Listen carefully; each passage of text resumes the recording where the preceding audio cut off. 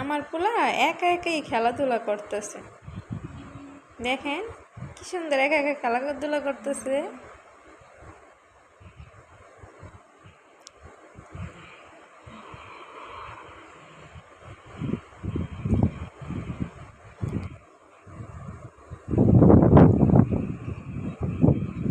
এই যে পাশ দিয়ে বিমান আসতেছে,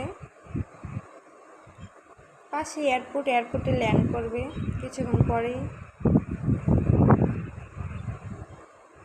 এটা হলো কাতারের বিমান।